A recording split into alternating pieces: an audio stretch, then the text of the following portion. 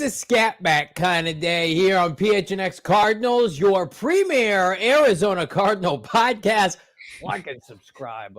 Leave us a 5-star wherever you get your podcast. Become a diehard. Go PHNX.com. Pick up a free hat and or shirt every single year. I'm diehard for this man. He's my co-host, Bo Brack, here on a free agent day 2 Tuesday, which, by all accounts, much more at ease, quiet for the Arizona Cardinals, despite a move this morning, Bo. That's right. We're coming out hot, even though the Arizona Cardinals were not hot today. They were not aggressive, so we're picking up the slack. We're going to be super aggressive today as far as PHNX Cardinals goes. Big thank you to everybody already joining the show in the chat, lighting it up per usual. Love everybody out there. Like this video. Subscribe to this YouTube page, because although it might be quiet right now, it's not always going to be quiet. Monti Ossenfort does have money to spend, but where is he going to spend it, Johnny? We have, the questions at the end of the show yesterday, and those answers have not come today. Yeah, they add a special teamer, a special teams ace, running back depth in Deejay Dallas. But outside of that, outside of re-signing an offensive lineman in Keith Ishmael, it's been crickets for the Cards.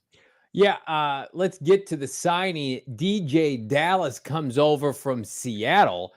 It's the Desert Financial transaction of the day. In all seriousness, Deejay Dallas, an ace of a special teamer, a big fan of Pete Carroll's once upon a time. There he is. He's shocked that the Cardinals haven't signed a pass rusher either. He might have to play left guard. There's DJ. That's horrifying. Can we get that off the screen? What's happening there? Is that a doctored photo, or is that actually his photo? That's his team photo from 2023. That's when he saw his contract. He's like, how much are they paying me? $10.5 million. Desert Financial transaction of the day. Deejay Dallas 3-year deal. Little scat back action. He does not play offense. He's almost a pure special teamer. He can return. He can cover. And I think it's a nice signing. Cardinals prioritize special teams, but I think the more interesting facet is we know James Conner and we know Michael Carter are going to be part of this backfield. DeMercado was good last year. He's not going anywhere. So you add another back to the backfield. Does that mean, number one, maybe they don't add a back in the draft? And then number two, what I think is the more interesting facet, maybe not if you're the player I'm about to mention, Greg Dortch is the return man. Greg Dortch is on the team. They picked up his restricted free agent tag, $1 million bucks or whatever, tender, thank you. He's going to play wide receiver. I think he's going to have a more robust route tree, which means I think the odd man out in this scenario is one Rondale Moore. What say you, Bo Brack? Man. We'll see. I mean, I think that there is a path to an expanded role for Greg Dortch. I mean, when we heard Monti Ossenfort, when he was asked about Greg Dortch at the Combine, man, he wasn't like pressed to say nice things about Greg Dortch. He spoke very highly of him. He said he made plays for him in the past. He made plays before they even got their hands on him, and he's going to make plays for him in the future in several different facets of the game. And I think they finally, like this for a second consecutive year with this coaching staff continuity with Drew Petzing continuing to call the plays as the offensive coordinator, Drew Terrell continuing on as the pass game coordinator, wide receivers coach, that they're not going to make the same mistake that they did to start last season and give Greg Dortch a role in this offense. Now, is it a starting role? I don't know, but it's bigger than, what he had before he forced his way into the lineup amidst a ton of injuries. So, yeah, to have somebody else on the team in the numbers or just the contract that Deejay Dallas signed, it would point to them wanting to have him in a specialized role, to have his role pretty defined as what he's going to bring to the Arizona Cardinals teams and offensively somehow. Yeah, I think so. I think it's it's a scenario in which the Cardinals are trying to be fundamentally sound on all three phases of the game, and they're not forgetting about special teams. But I do think this is going to have a ripple down effect from a prior Keim acquiree signing, drafting. They're getting their own special teamers now. What does that mean for Zeke Turner and Dennis Gardeck and those kind of players? Are they still going to be part of the rotation, or are they going to be squeezed out? I think this puts on high alert the guys that have been staples of the Cardinals special teams under Jeff Rodgers that have been good players. But I also think I thought Rondale Moore's roster spot was iffy before this move. I think now it doubles down on can he manufacture enough of a role as a scat back? I'm talking about Rondale, gadget kind of player that we saw at the end of last year to justify a roster spot. Well, I mean, the reality remains that the Arizona Cardinals, and it is the second day of legal tampering, and we're seeing guys like Darnell Mooney get $39 million on the open market. Like there aren't a lot of options, and you've got 4 wide receivers on your team right now. You just don't think, could Rondale Moore become, a casualty in training camp or the preseason, or when they make the final roster cut downs, when it's all said and done and they draft a wide receiver or a couple in the 2024 draft, then yes. But as it stands right now, they need guys to catch passes. Now, I know they have guys as far as the futures contracts, Caden Davis, Daniel Arias, who people like because of his size, coming out of Colorado as an undrafted free agent. Jeff Smith, who's a 6'1" wide receiver. And I do think that Rondale Moore has the ability, and he can blow his coaching staff away with his ability in practice. Now, can they find him a role where he consistently produces in games? I think that continues to be the challenge with Rondale Moore, but I just don't think it puts him in a vulnerable spot just yet. I disagree. I think at some point Rondale Moore is going to be either traded or cut from this roster. I just don't think that there is a role for him in 2024. I don't think there's enough what offensive. If it's the same role as it was in 2023? You don't think that exists any longer? I don't. And I think with the acquisition of Marvin Harrison Jr., and then I think the emergence of Michael Carter. Remember how well Michael Carter looked, how hard he ran at the end of the year. I mean, like Rondale Moore was lining up next to Kyler Murray at times. And I think the underneath stuff is going to go to obviously the tight ends, Elijah Higgins, and of course, Trey McBride. But like if they draft 2 receivers, which I expect that they will, I think they're going to take Marvin Harrison Jr. 4th, and I think they're going to double dip later, maybe get a 4th or 5th round receiver, if not earlier. Like there's just not a roster spot for him, especially now. Like I really do think like Greg Dortch coming back and then basically confirming that he's at least going to have a similar role in the passing game. He's not going to get 10 targets again, but if he gets 3 to 4 targets a game, that doesn't leave anything for Rondale Moore. So go ahead. I think you have to consider his versatility, right? And, it carved out a role for Greg Dortch. Once upon a time, it carved out a role for Jesse Luketa offensively and defensively in teams. Like Rondale Moore can return punts. Rondale Moore can return kicks. Rondale Moore can play the slot. Rondale Moore has shown he can play outside a little bit. Rondale Moore has shown that he can go into the backfield and carry the football. He has versatility. So when you talk about Michael Carter, if Michael Carter goes down, who steps up? Rondale Moore. If Greg Dortch goes down, who steps up? Rondale Moore. See, I disagree. I think it's DeMercado steps up for Michael Carter. I think that they would find a different slot receiver. I think they have multiple players now that can return punts and kicks for them, and they're not pinching pennies. But if you part ways with Rondale Moore, it's I think like a $1.6 million savings to like $500 in dead money. And I know they're not thinking about, let's just save a buck to save a buck and cut a good player. But I would be shocked if he's not at least shopped at some point to a team that, hey, could you use a player like this? I just don't think he fits what they want to do. I think last year was the year to really kind of showcase him. The big indictment, Bo, and you got to agree with this. When all the receivers were hurt, for Greg Dortch to get the overwhelming amount of targets over Rondale Moore, and at the end of the year, it was Michael Wilson and Greg Dortch and not Rondale Moore. It's like you signed a player today that has a similar skill set, that's a better special teamer, that you're committed to now for 3 years. Rondale Moore doesn't play receiver, then what is he doing for you? because I think you signed somebody today that now is going to be your ace on special teams in a lot of different facets. That's my argument. If Rondale could play receiver and you were confident in his ability to be a focal point or a playmaker in Drew Petzing's offense, I think he would stick around. I don't think there's going to be too many mouths to feed eventually, especially post the draft. Well, I mean, I think he's proven to you that he doesn't need the ball in his hands to have a role on this team. And that's unfortunate.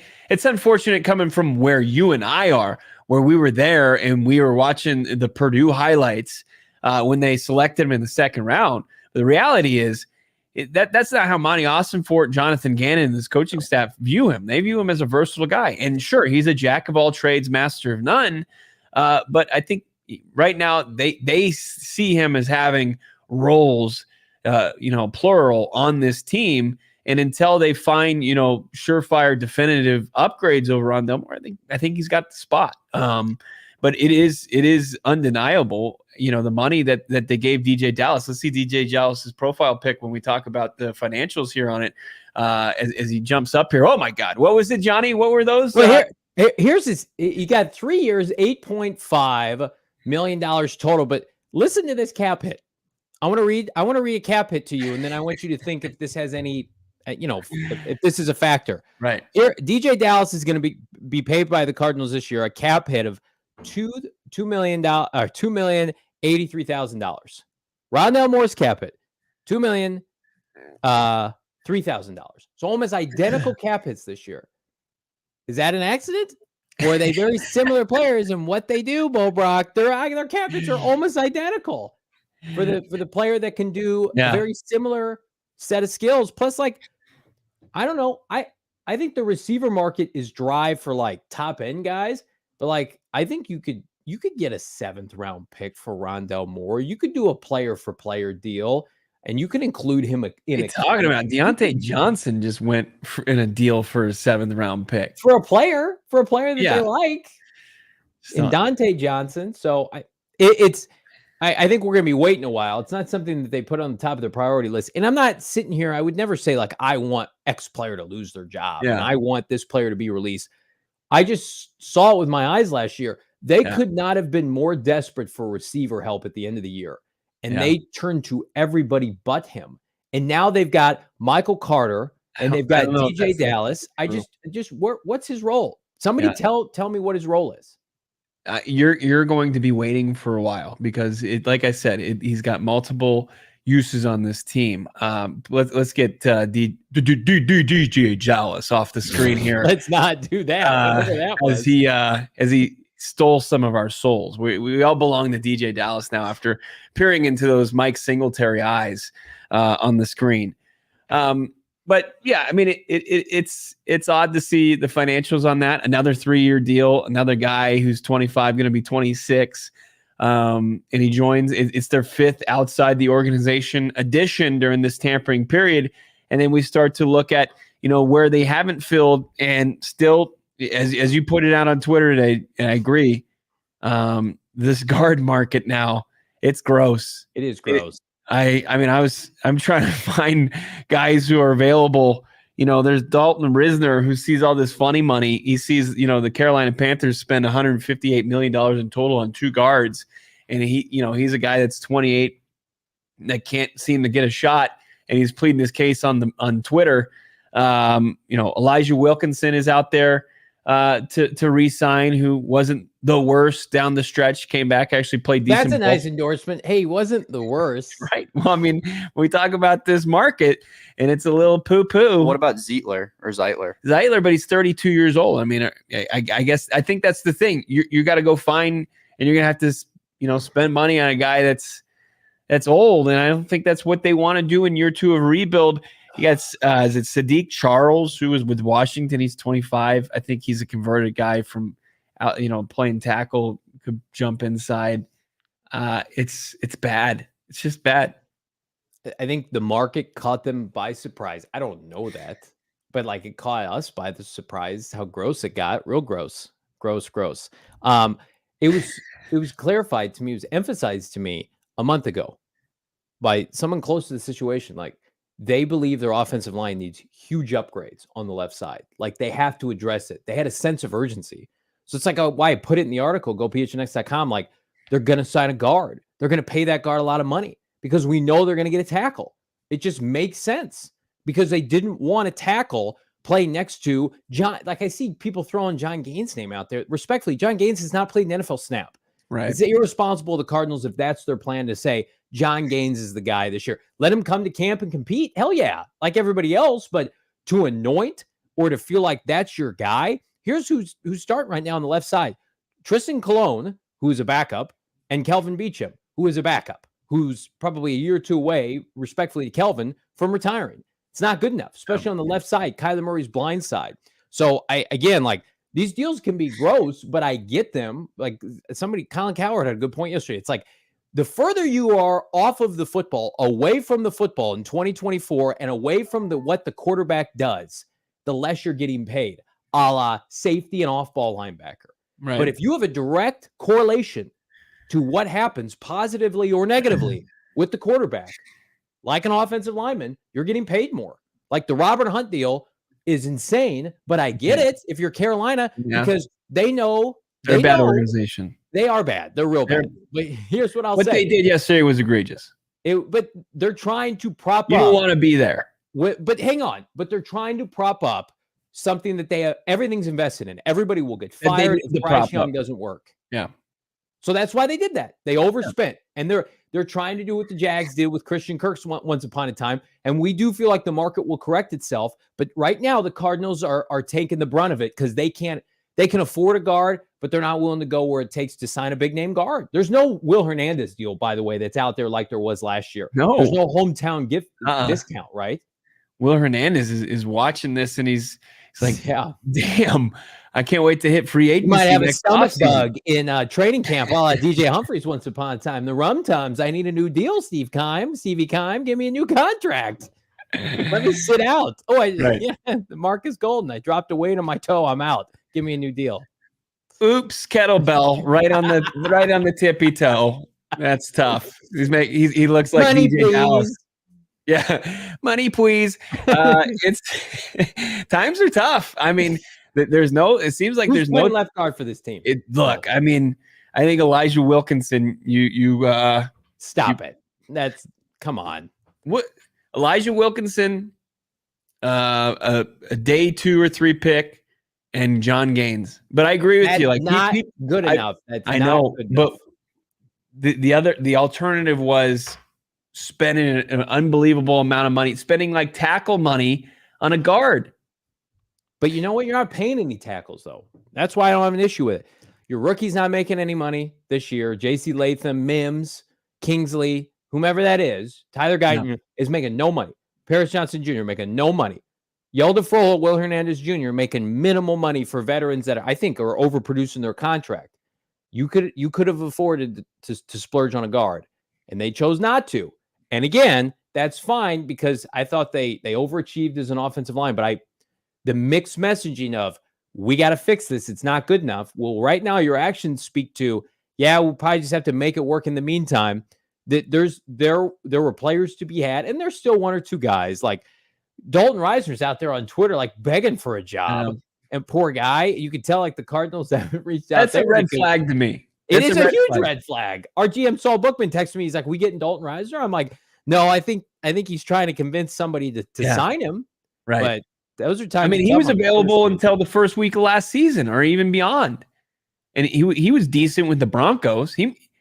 I don't know. I'm not going to speak. He's worthy of a roster spot for sure. But what's his deal? That's all I got. I'm sure that's what GMs are like. Hey, what's the deal with Dalton? How come he remains out there until somebody's in desperation mode? Did you read off some of the guards that are available? Because here's the issue. The Cardinals. Well, if you look at Brad Spielberger's top guards, they're all gone unless they're 33 or 34 years old. Well, you might, if you're the Cardinals, that's where you have to pivot. I'm sorry, like you're gonna have to sign a guy to a 1 to 2 year deal and then work like hell to find. I don't think the team's willing to do that. That's dumb. Then I don't. No, I mean, well, I don't know. I mean, that was the philosophy of one Stephen Keim where he would go and he'd try to fix it by getting an over the hill guy, kick the tires on him. Like, oh, we'll be fine. But if they're going to err on the side of in any direction, I'm hard pressed to believe that it's going to be some older vet. I think that they would probably try to go with a Gaines or somebody just a little bit older, like a Wilkinson who's 29, or give Tristan Colon the shot. Yeah, maybe they signed Tristan Colon right when free agency started because they saw this coming. Like that's sad if that's the reality of the situation, but I don't think we can discredit that now, right? Yeah. I think, I tweeted this out earlier today, and then people were like, he's old, he's broken down. Well, most of these guys are that are remaining. Andres Pete, who is a Pro Bowler for the Saints, who plays left guard, and he's relatively healthy. He's missed some time in years prior, but he's from Arizona. I think he went to high school in Tempe. He's from Chandler. His dad played for the Cardinals. Like, that's the kind of move where it's like, okay, you start trying to connect the dots and make it make sense. But I mean, we're just guessing at this point. Like, they have not shown their cards, no pun intended, to what they would do at this position. Because when the minute Jonah Jackson got overpaid by the LA Rams, and then that right after that Robert Hunt deal came down, just hit you like a sledgehammer in the face. That's just like, hang on, do we need to wait a second? But you can't wait, because then then everything's just internal. If you're comfortable with that, go ahead. But that's asking a lot, man.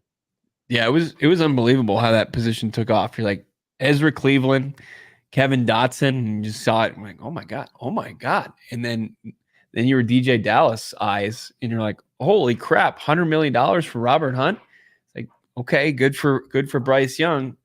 Do they have the cachet to start two rookies on the left side? I mean, when we were talking about DJ Humphries and the slow start that he had to the start of the season with Brian Baldinger of the ALLCITY All NFL podcast and of course NFL Network, and he's saying, hey, DJ Humphries is a victim of poor guard play. If you think DJ Humphries is a vet, as a guy who's been paid as a left tackle, starting left tackle in this league, and he had a tough time overcoming it. What do you think is going to happen? Even at one of the most, like, a sturdy prospect, what are they going to do at the end of the first round? Like, outside, and even the top guys, like, they're all flawed. Like, from Joe Alt to Fuaga to there's no Penei Sewell in this draft. There's no, So they're all going to have a tough time in their own right, just playing their position. Then if you got some guy in the struggle bus playing left guard, that's tough. That's going to make things even worse. You're not taking the top tackle in the draft too. You're not getting Fuaga or Joe Alt. You're getting somebody in that next tier who you may love. Hopefully I saw Brandon Thorne, who seems to be the authority as far as he does. What is it, the Trench Wars or whatever? He's like the guy as far as offensive line evaluation. He thinks Fuaga is a guard. He thinks Fuaga projects to be the next Mike Iupati. That's great. That doesn't help anybody. That doesn't help me. That doesn't help us.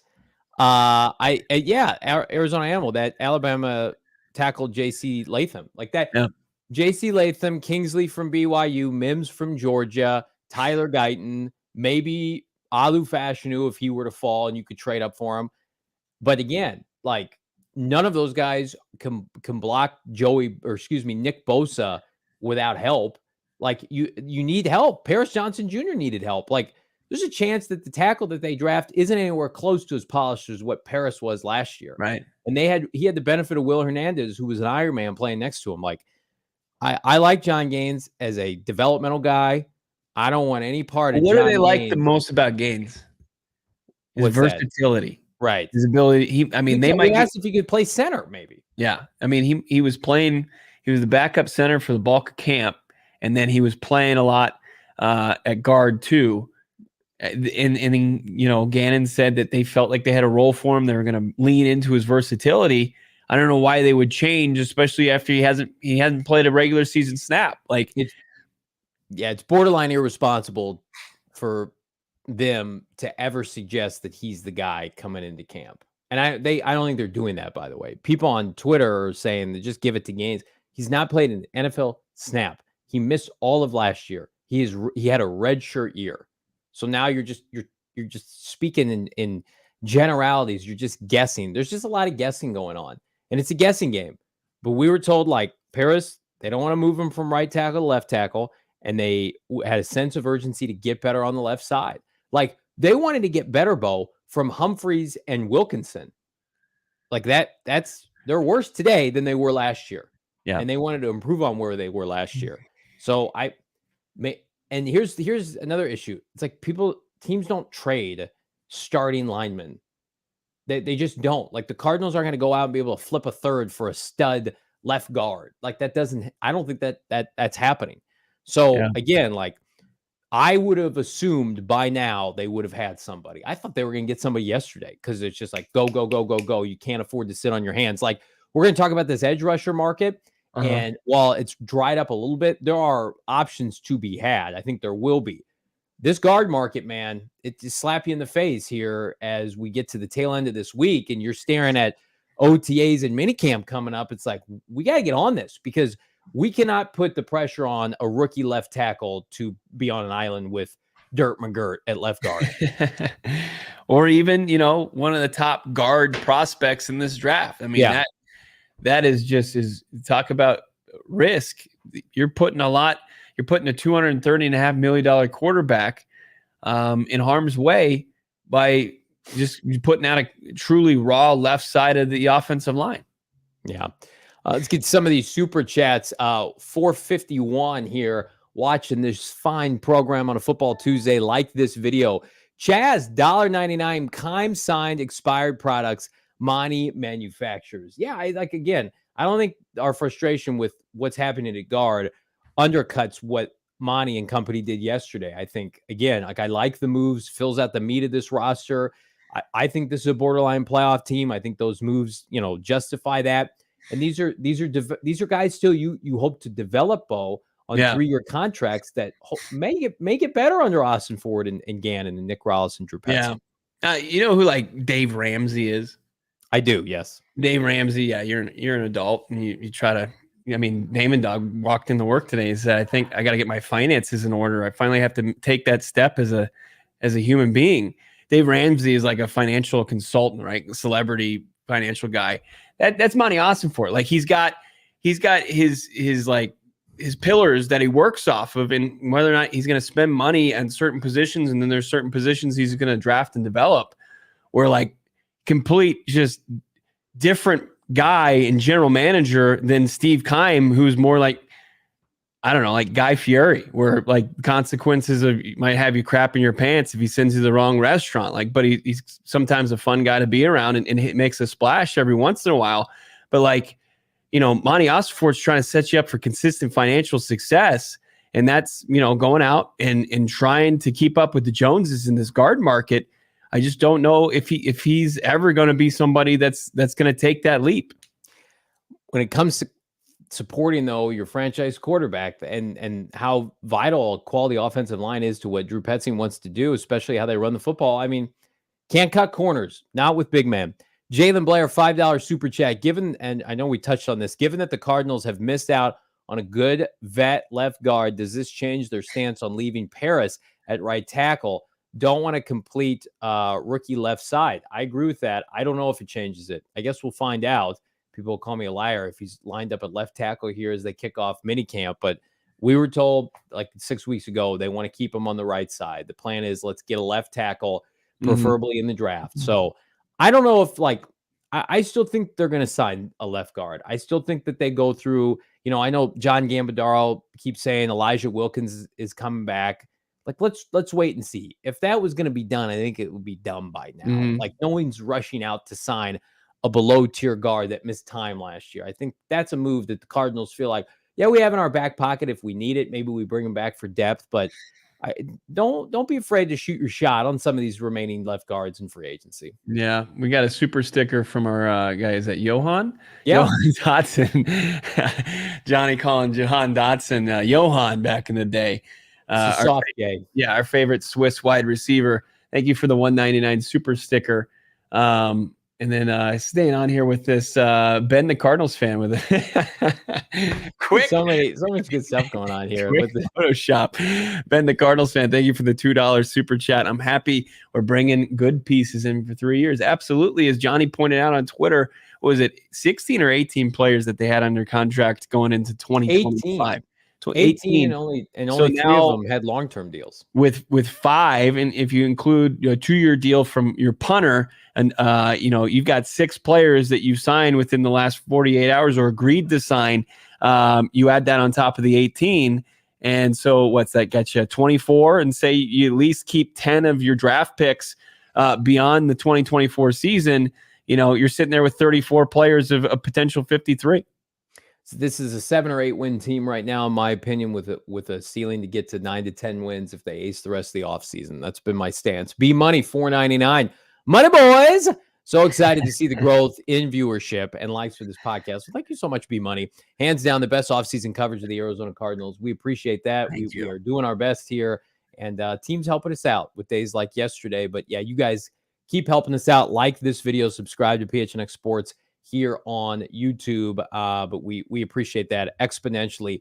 We also appreciate our partners at BetMGM, and you can help us out by dabbling in the description below. Bet 5, get 150 instantly with our friends at BetMGM. Phoenix Suns getting hot. They got a big matchup in Boston later this week. You want to dabble on them and get 150 in bonus bets. All you got to do, if you're a new customer, bet $5 by downloading the new BetMGM Sportsbook app on your iOS or Android, or check them out, betmgm.com.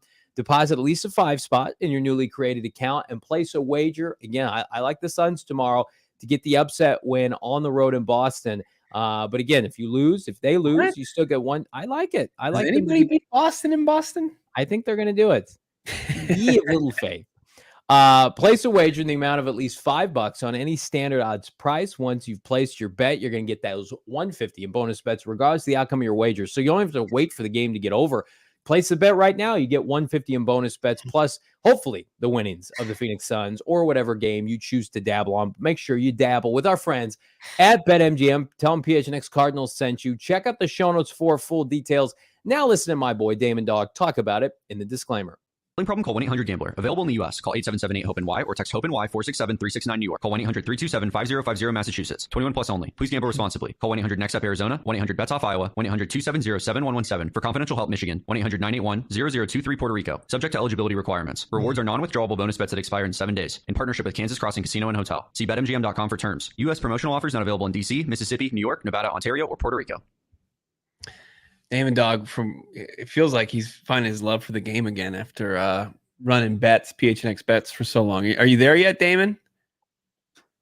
We'll see about tonight. Okay. We'll see about tonight. We need Jalen Williams 3-pointer, start the game off against the Thunder. Me and Shane Diefenbach will be going ballistic. So all right. That's what we're going for here. That will make me fall in love with the game again. That'll make you feel alive again. If you want to feel alive all throughout the day, you want to join the exclusive member Discord chat. Of course, we're chatting up 450 plus in the chat right now, but it continues all day and all night long. And the only way to get access to that is become a PHNX diehard. Head over to the website, gophnx.com, sign up today. And with that, you'll get a free shirt or free hat of your choice. I've got the data hat here with the flag. Johnny's got the Phoenix t-shirt on, both elite, both in the PHNX locker. You get one of those each and every year at renewal. You get 20% off events and merch. You get the ad-free website, plus exclusive members-only merch, physical diehard card. Don't want to miss out on any of it. Become a diehard today. I'm diehard for everybody here in the chat, watching live on YouTube. Hit a like on this video, subscribe, and comment who you want to see the Cardinals sign in free agency. Let's do a little roundup. A lot of people are asking, I can't keep track of all the signings, and there's been a lot for the Arizona Cardinals, just not the ones people I think maybe were hoping for once upon a time. But regardless, let's go through these, Bo, because, I do think that they have gotten substantially better here in the last 24 to 48 hours. Yeah, I mean, it all kind of kicked off about 2 hours into the tampering period with Sean Murphy-Bunting. Sean Murphy-Bunting was first guy that the Arizona Cardinals were able to agree to terms with. Here he is, 26 years old, 6 feet tall, 195. PFF grade, I think you're going to be probably turned off by all their signings if you're just going strictly off the PFF grade. And we maintain on this show, it's just a part of the puzzle, right? You can use PFF to look at, where these players primarily played as far as positioning, outside corner, slot corner. And Sean Murphy-Bunting is a guy that's played outside, and he was playing in a defense last year that was more based on man coverage, where I think Jonathan Gannon, Nick Rawlis will let a guy like Sean Murphy-Bunting play in zone coverage, where I think he can thrive, much like he did, back in the day playing in the Tampa Bay Buccaneers defense under Todd Bowles, where he went on a 3-pick run in 4 games in a postseason run to the Super Bowl with Tom Brady way back when. And I think he really fills a need for the Arizona Cardinals with 3-year, $17 million deal, upwards of $24 million that he can make, that they desperately needed last year. Like, the outside corner play was egregious, especially from Marco Wilson, who was one of the worst players in all the league last year. Gave up like 700 yards. He was near, the top 5, could have been near the top of the league, could have easily given up 1,000 yards if they didn't release him. So Sean Murphy-Bunting, I think, is a nice, savvy signing by Monti Ossenfort. I agree. And I think it gives them the depth needed to pivot in any direction they want, either the rest of free agency or in the draft. And I will go with Jonathan Gannon and his preference for what he looks for in a defensive back, because he made a lot of players a lot of money dating back to his time in Indy, Minnesota, and of course, Philadelphia. No issue with that signing, nor do I have an issue with the next signing. Bilal Nichols was signed shortly after the fact, one of 2 defensive tackles the Cardinals signed at the start of free agency. 27 years old, 6'3", 313, meat and potatoes guy. As your boy Q said yesterday on the show, Bo, contract pretty modest, 3 years, $21 million. And again, not a PFF darling, but somebody that is going to do the dirty work for this team. Has not missed a start, or has missed like 2 or 3 starts in his entire NFL career of like 5 or 6 years. That's a big problem with the Cardinals' defensive line historically. Everybody's hurt, right? Once upon a time, J.J. Watt couldn't stay healthy. Zach Allen couldn't stay healthy. They need a rotation. Jonathan Gannon outlined it to us at the NFL Combine. They want to have like a 6 to 8 guy rotation, everybody playing about 50 to 60% of the time.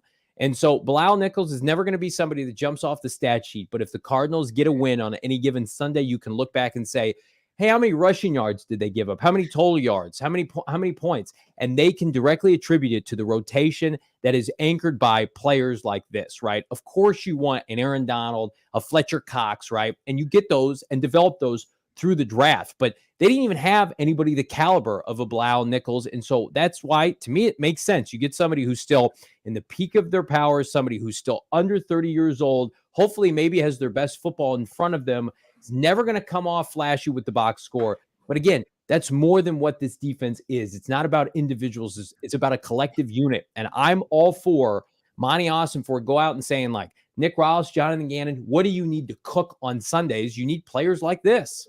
Yeah, you need starting caliber players, especially on the defensive line. And we could have our arguments about what's a premium player and what's not. But what Jonathan Gannon values is guys who put their hand in the dirt, and that's what Nichols is. And he's a guy he's athletic as they come, and he's versatile. He can play all 3 positions on the defensive line. And he's like, he ran a sub 540 back in 2018 coming out of Delaware. So I think that he's a guy that Monti Ossenfort looked at the tape and became available once the Raiders decided to throw the bag at Christian Wilkins, and Monti Ossenfort jumped at the opportunity to pivot to Nichols. And then, the next guy we're going to talk about in Justin Jones, where Nichols, has started every game the last 4 years, where you've got Jones, who started every game the last 2 years playing for the Chicago Bears. And, people immediately jump on their PC or Mac and they Google, Jones's PFF grade, and they say, oh, he's mid or he sucks according to Pro Football Focus. But then you look at his stats, what he was able to accomplish, 10 TFLs and 17 quarterback hurries. It looks a little bit better than just the 49.3 PFF grade. Another guy who's entering the prime of his career, about the same size, profiles about the same size as Nichols, 6'3", 309, and they spent a little bit more money to get him at 3 years, $30 million. And both of these guys, Johnny, starting caliber defensive linemen. Like, when you don't hit or get the opportunity, or you don't draft the Christian Wilkins or the Chris Joneses or the Aaron Donalds, this is what you do. You collect a rotation of these guys who in the right scenario or on a given snap can beat their assignment and make a play. Can he just be solid? Can Bilal Nichols just be solid? Like, I think Justin Jones has a chance to be a good player for Jonathan Gannon. I know that's going on a limb. You're giving somebody $30 million over 3 years, but he is somebody unlike Bilal Nichols who can rush the passer. Like 4.5 sacks last year with Eberflus. I think he's going to hit the over for that for Jonathan Gannon and Nick Rouse. Like if he just averages 5 sacks a season for Jonathan Gannon, it's a roaring effing success. Can you just be a solid player that once every 2 to 3 games gets after the quarterback, have some tackle for loss on Sunday, not be an embarrassment as a unit where the Niners or the Seahawks or the Rams can line up in 12 personnel and ram it down your throat? That's what's been happening in the Arizona Cardinals. That's why, like, again, they are just a piece of the puzzle. This is not, hey, this guy needs to save us. Save us, JJ Watt. Here's $100 million, right? He's mad. Pro Football Focus tells me he's mad. Watch the tape, bro. It's a 53-man roster. At the end of the day, like, I want them to sign notable players. Justin Jones, though, I watched the Chicago Bears last year. First of all, he was dominant against the Cardinals. So that probably helped. He had a sack against Kyler Murray. The Cardinals could not run the ball effectively against Chicago. Like, he jumped off the screen, and I think that helped. But it also is like, these are players that are going to get you solid play and hopefully buy you time to develop your stars in the NFL draft. But the last signing of the day, Bo, Mack Wilson Sr., something that I think none of us expected, but the more you dive into it, makes a lot of sense. First of all, he's a New England guy dating back to his time with Monti Ossenfort being there, potentially while they scouted him, and then once upon a time was in Cleveland with Drew Petzing and company. So the Cardinals infrastructure brain trust has their fingerprints all over Mack Wilson. Intermediate available chess piece for the Cardinals to establish at whatever position they want. Now, I think he is probably given the contract, 3 years, $12.75 million, going to start next to Kazir White. But again, Kazir White, they play a lot of single linebacker, and they have a lot of nickel. So it's like, okay, well, if he's not starting, he certainly can be a rotational piece. Maybe you can even blitz him off the edge. He's shown a little bit of a pass rush ability. But if you're into PFF grades, he's your PFF darling of this group so far. Almost an 81. He was an elite cover linebacker last year. He has the same kind of measurables as a Kazir White, as a TJ Edwards once upon a time. Jonathan Gannon loves. Nick Rouse loves. Let's take guys who are undervalued by other teams, undrafted, late round picks, not a lot of playing time. Let's elevate them in our scheme, right? We're going to put the guys that are 6'4", 6'5", 6'6", at edge rusher and defensive lineman. We're going to take these uber athletic guys that, oh, by the way, were coached by Nick Saban and Bill Belichick, and they're going to succeed and be the coaches on the field for us. So this was one yesterday. I'm like, oh, I didn't expect that. Makes a lot of sense. Yeah. I mean, like I said, buy completely into what Pro Football Focus is telling you as far as the grading system. Be all in on 80 plus, but what he's so versatile, right? And I know, like, especially around Arizona, after what they had to endure with Steve Keim and finding these positionless players, like, I trust what Nick Rawls and Jonathan Gannon, like, they have a plan and how they can utilize and harness the versatility of a guy like Mack Wilson, a guy who came into the league as an off-ball linebacker, and then in like some weird impromptu setup, he was running off the edge for the Pats at the end of his tenure there in Foxborough, and he was able to get to the quarterback 5 times. And, you know, he doesn't profile as an edge guy at 6'1", 245, but there could be some situations where, you know, he switches or he sets up as an inside linebacker and then he blitzes and he knows his way around the edge. Like, I think that they have a great chess piece that they can move around in Mack Wilson to help supplement some positions that, you know, outside of Kazir White, and then, you know, outside of maybe like Gardeck flashing early last season, like they can get production from. But I loved it when you said TJ Edwards and Kazir White. Like, that's what I thought of when you look at what his skill set originally was and how he could couple with a guy like White. Like, that's Jonathan Gannon's wheelhouse right there. And Nick Rawls is obviously a chip off the old block, and you know, Jonathan Gannon's mentoring him a similar DC, where they're going to be able to get those 2 linebacker sets out there in their base. And those are guys that can cover, they can rush, they can do a lot of things. Yeah, I disagree with the people that said this is a mid-class. You know what this is? This is a keep the train on the tracks class. Budda Baker and Kyler Murray and hopefully Marvin Harrison Jr. and James Conner and Paris Johnson Jr., those guys are going to win you games on Sunday. These players are going to help not lose you games. You can't be a fucking liability at defensive tackle and having street free agents running around, not knowing what they're doing. You implement these guys in March and they're prepared to play in September through January. Yeah. Like anybody who knows football knows you have to have people to do their job so that others can succeed. Like I think these guys will have success, probably moderate success, maybe 1 or 2 will pop, but it's like these players are going to get you an extra possession, right? An extra turnover to help you win games.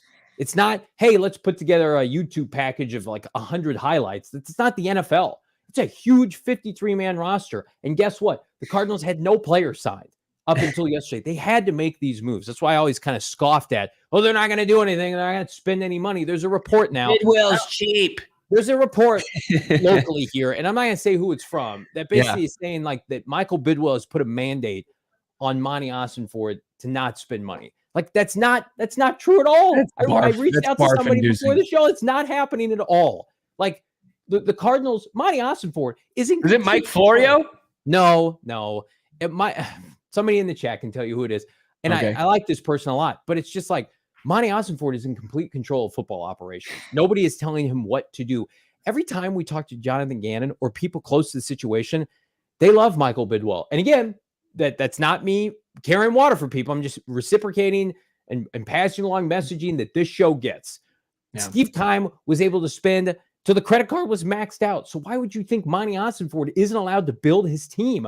There's no way that the Cardinals could get and keep somebody like Ossenfort and Gannon without being able to commit to giving them resources.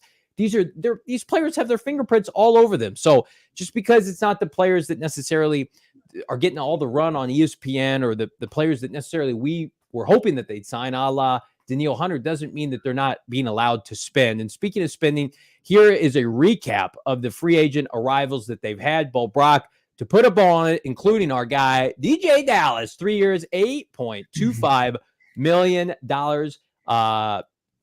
Full house? What do we call it? Five card, 3-year contracts, flush, whatever it is. A lot of coin being dished out by the Cardinals, not for 1 year, not for 2 years, but 3 years, Brack. Yeah, it's just giving a little bit higher floor going forward. Like if you have these players on your roster week 1, despite the deficiencies at quarterback, with Josh Dobbs getting thrown in there, I think, how well that defense played, you probably have an even better shot of winning that football game, right? You probably turn Sam Howell over maybe one more time. You definitely beat the Giants in week 2. You don't collapse and you get off the field at least one time. All you needed was one stop or one field goal, and that's a dub against the Giants. So I think you start to raise the floor and you start to see, these one possession games could potentially turn into wins for the Arizona Cardinals with better defensive line play. And they're not done. Like they're going to add to this defense where they added a starter at cornerback and they added 2 potential starters on the defensive line. And we'll see how they utilize and deploy Mack Wilson, potentially 4. If you add, potentially 2 more starters, 3 more starters via the draft, defense looks completely different. It looks completely different, especially if you can find somebody off the edge to consistently get to the quarterback, and you see a jump in the second year from BJ Ojulari. But yeah, I just think that these are savvy signings that are credit and a testament to the work that Monti Ossenfort puts in the scouting department and leaning on his coaching staff too. Like we heard from several coaches that he talked to them and got their notes before they started kind of making their free agent, kind of wish list. Yeah, we're going to talk more about Cardinals free agent signings, what it means for Hollywood Brown. One departure that did leave Arizona for good today, but I'm not going anywhere here in Arizona, and I'm going to tell you why. A big part of that, our friends at Game Time. I'm in Arizona. That means I get opportunities to attend concerts year-round, sporting events, and more. And if I want tickets at the lowest price guaranteed, last-minute tickets, best price, it's with our friends at Game Time. $20 off your first purchase using that bonus code PHNX. Again, the only ticketing app I use.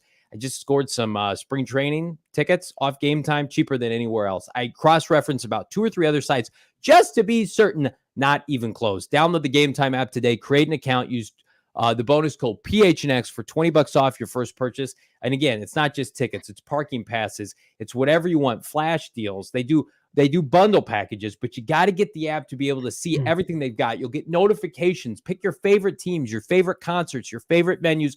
They're going to hook you up. Again, terms and conditions apply. Create an account, $20 off. PHNX is the bonus code. Download Game Time today, Bo. It's going to be a busy night for me and the fam after I leave work, so we're going to be eating on the go. And that can sometimes put a little stress on you, but fret no longer. Our friends over at Some Burros, Arizona's most beloved Mexican restaurant, is here to the rescue. And what day is it? Yeah, it's day 2 of tampering, but it's also Tuesday. It's a Taco Tuesday, and they got $2.50 tacos. This is just on the heels of Margarita Monday. Hopefully you cashed in on that. They got the most delicious Mexican food in all the valley. You know, they got the Baracha burro. They got the crudo burro. They got all the different combos. My wife's staple is the 2 folded taco dinner. That's the combo number 9 with the rice and the beans. My son, he's getting the Nino's quesadilla, and I'm getting whatever comes with the margarita. So check it all out, someburros.com. If you use the code PHNX, you receive 20% off your order of $100 or less. Check it out, someburros.com. Easiest way. Go in there. You can do it online. But PHNX, the code's always saving you money. Big fan of Some Burros, and man, that graphic alone makes me fired up.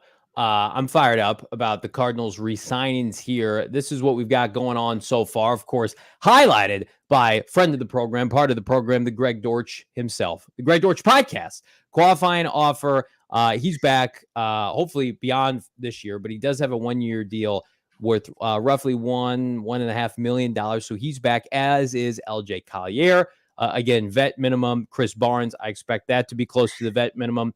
Tristan Colon, we mentioned it earlier in the show. Is he going to contend for a guard spot? Is he depth? We'll find out. Keith Ishmael, another guard, again, that I expect to have right around what Tristan Colon is making, if not less. And then Blake, how do you pronounce Blake's last name? Gillikin gets 2 years. There's been some reports out there that it's going to average like around $5 million a year. I haven't been able to confirm that. So TBD on what old Blakey is getting for his yearly average contract. But again, none of these re-signings are breaking the bank. But how about a departure? Pour one out for our friend Leki Fotu, who leaves for the New York Jets. 1 year, $4 million. Writing was on the wall after the Cardinals went out and got 2 defensive linemen, Bo, yesterday. Again, modest contract. This should show you why the Cardinals were never going to sit on their hands for the hope of a comp pick. Outside of Hollywood Brown, which we're going to talk about here in a second, nobody is breaking the bank that's going to net the Cardinals a future comp pick, so why not spend? And the Cardinals do. Best of luck to Leki Fotu. Outside of last year, was a healthy player, just, marginal skill set. Once upon a time, 4th rounder out of Utah. Let's do this, everybody. If you have maybe a candle nearby, I want you to light it. Dim the lights, maybe get favorite spirit or beer or wine and pour some out for the 2020 Arizona Cardinals draft class. As Leki Fotu exits the organization, it's officially dead. It's gone. Isaiah Simmons traded for a 7th round pick. Josh Jones traded for a 5th round pick. Leki Fotu, he walked in free agency. Shard Lawrence released. Evan Weaver.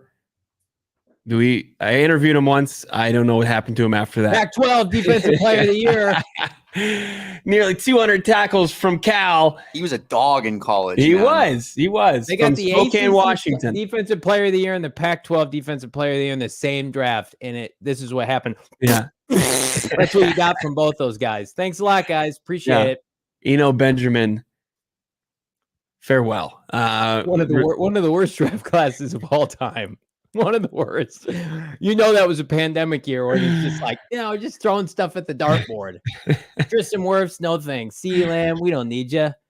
Weaver, come on down. That's how, in hindsight, and how brutal is how Keim operated. Oh, he got an award in college? Must be good. Let's get him. Let's just take him. That guy made all conference in the, Panera Bread State Conference. What? He was a captain too. We care about that too. It's just like, you guys are so full of shit. Liar. That's what I wanted to say to Steve Keim. 22. I remember watching that draft class, and they took Isaiah Simmons, and I tweeted out, yeah, I don't love that pick. I would have gone elsewhere. And I just got an avalanche. You don't know anything. Delete your account. He's going to be a stud. Isaiah Simmons, you can have him for about a ham sandwich right now. All these off-ball linebackers getting contracts. Isaiah Simmons probably be in the Rock's new league, USFL, XFL merger. Isaiah Simmons, defensive MVP. Times are tough. Let's talk Hollywood Brown here, Bo Brack. No contract yet, although it feels like he's waiting for one Calvin Ridley to sign. I think we're all rooting for Hollywood Brown to get paid elsewhere. At least I am. I don't think he's got value to this team. But hell, like I'll strike up an emergency podcast if they re-sign him. I just don't see it coming. Yeah, I mean, when you look at some of the money that's been thrown around and what you've heard from your sources as far as how this organization views Hollywood Brown, and that they'd be max willing to negotiate a 1-year just real low deal, and I think even when you start to look at some of the contracts that have already gone down. I mean, $39 million for Darnell Mooney in 3 years, and 3 years, $39 million with an ability to make close to 50 for Gabe Davis. I think if it's anywhere in that vicinity, you're priced out. Yeah. I want Hollywood Brown to get paid because I think he's a good guy. And I think it was bad timing, didn't fit here, got hurt.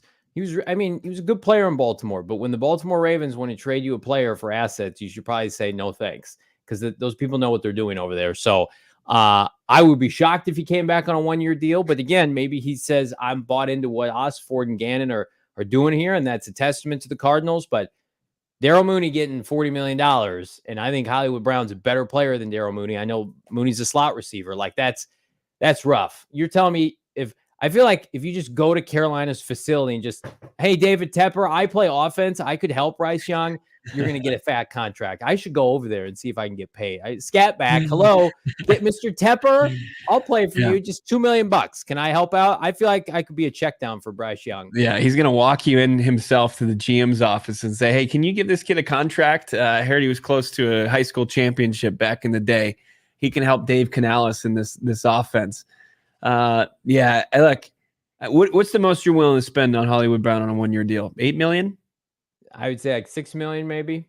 Like I think that's the one thing. It's like, it's not my money. As far as where they've spent, they still haven't spent that much as far as the cap space that they started with.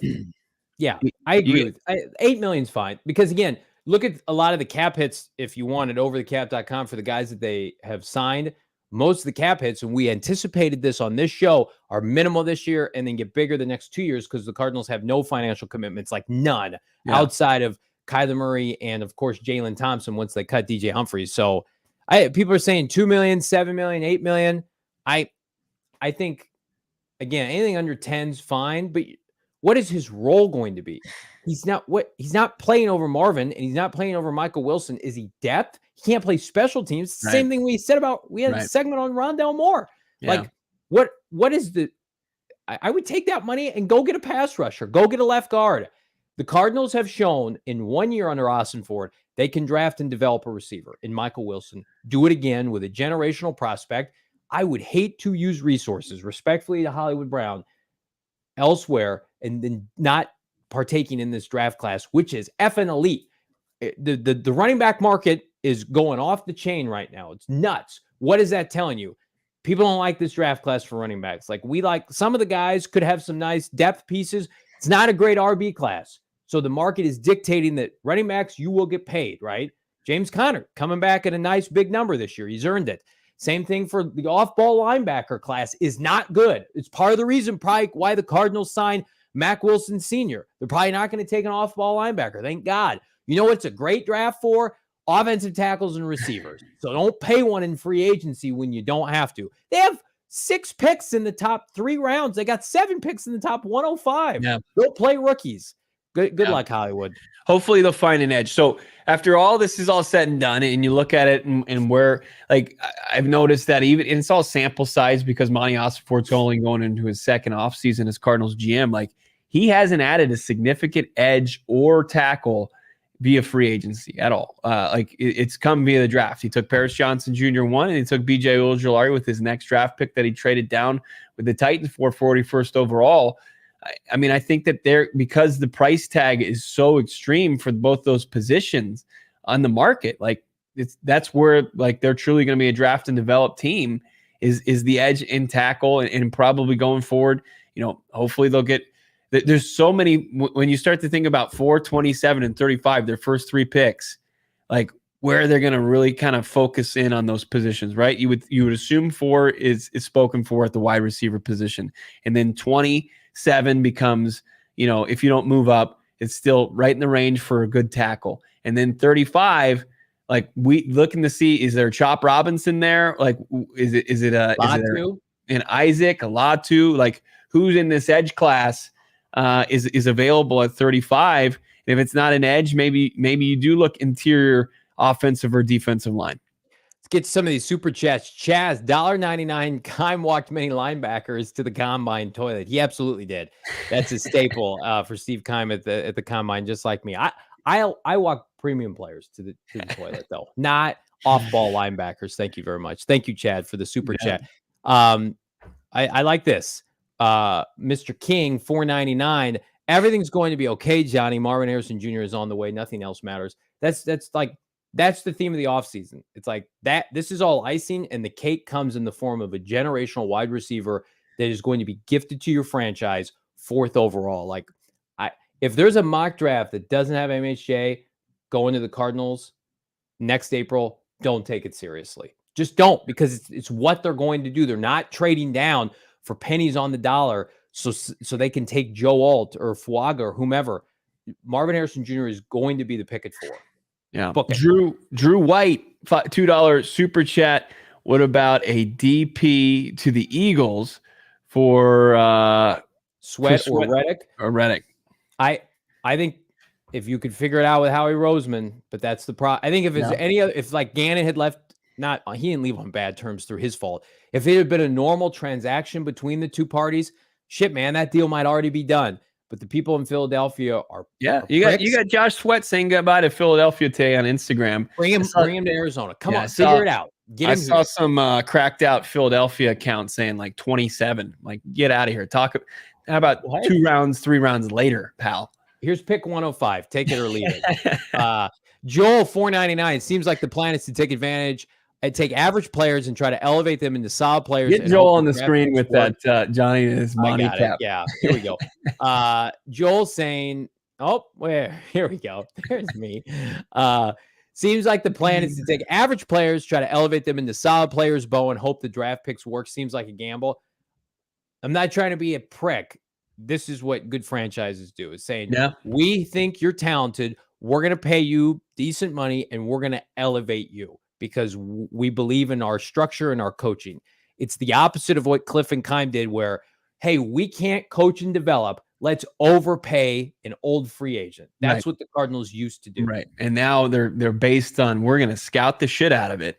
We're going to find the most talented players, and we're going to get them in our building, and then we're going to teach the shit out of them, draft and develop them. And that's what they're going to do.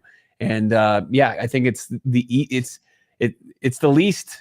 It takes most of the odds out of it. It's one of the more finer sciences as far as it's less of a gamble for organizations to do that. Topic 64, huge friend of the program. Always love to hear from Topic 64, $1.99 super chat. JB and Bo, Chicago is worrying him about what, as far as their inability to trade Justin Fields. Ian Rappaport, what he talked about today on NFL Network, you should be worried about Chicago in Justin Fields and just kind of what's going on there. But it still remains that they're going to take Caleb Williams. Yeah, doesn't change anything with Caleb. Yeah. Topic 64, adding on $4.99. If the Bears keep Fields and draft MHJ, the thought of this sucks. The biggest reason why that's not happening is the league is showing you what they think of Justin Fields. True value. And so everybody would be willing to trade. They view him as a backup. It's maybe the biggest indictment of Twitter and NFL fandom, which I love. I'm a part of, big fanboy here. And what the league thinks of Justin Fields. Justin Fields is going to be like a backup in Indy or backup in Philadelphia.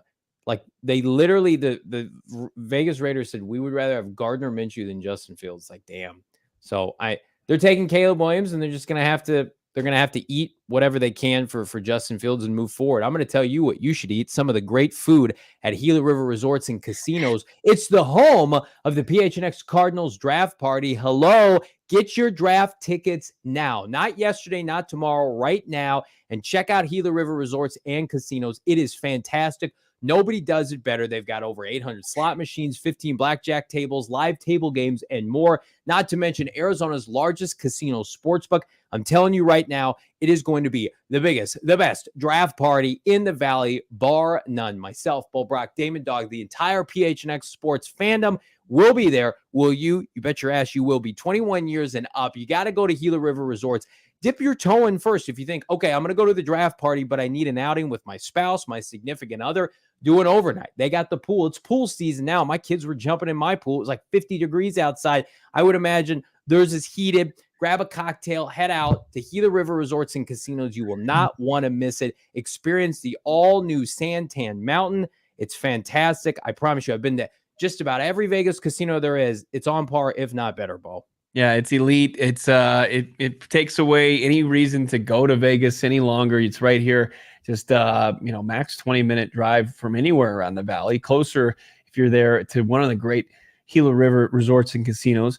Don't miss out on that. And don't miss out on any of the action in the exclusive Die Hard chat by becoming a diehard at gophnx.com. Checking out all the great stuff at the PHNX locker, all the events going down as well. You don't want to miss out on any. We got the tea party coming up with the PHNX Suns. Don't want to miss out on any great stuff going on with all of our great shows here on PHNX. Make sure you're subscribed as well, Johnny. Yeah, super sticker to round things out from AI, $1. Here's what I'm going to tell you guys. We're going to be on the hook. Any news breaks between now and tomorrow's show, we are locked, loaded, and ready to go. Who knows? Could get a late night signing, and we'll fire up the mics and we'll keep it ready and ready to talk some Arizona Cardinals here on the PHNX Cardinals podcast. Like this video. Yeah, please. Leave a comment down below. Who do you want the Cardinals to sign?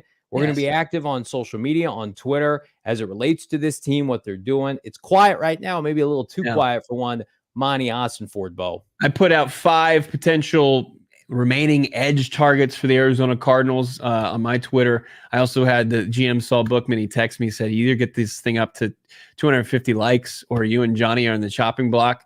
I don't know why he had to threaten me about that. But that's what it is. And, those are our orders. And so like this video, don't even make it close for Johnny and myself. We love being able to do this. Save us. And if something happens, if there's a signing between now and then, you want that alert set up, we will be doing an emergency podcast. No doubt about it. You think the Cards sign somebody tomorrow, Johnny, of note? Of note? Yeah, I mean, yeah. Anything remaining, I think, is going to be of note. And I think we're going to get a Hollywood Brown resolution here in the next 24 hours as well. Do we do an emergency podcast if Hollywood signs elsewhere? Probably. Yeah. We're having a great time. We're loving it. We're loving all the new peeps. We're welcoming this. I'm going to tell you right now, this community is unlike any other. Like and subscribe. Find us wherever you get your podcast. For Damon Dog, Bo Brack, I'm Johnny Venerable. We'll see you on the next one. We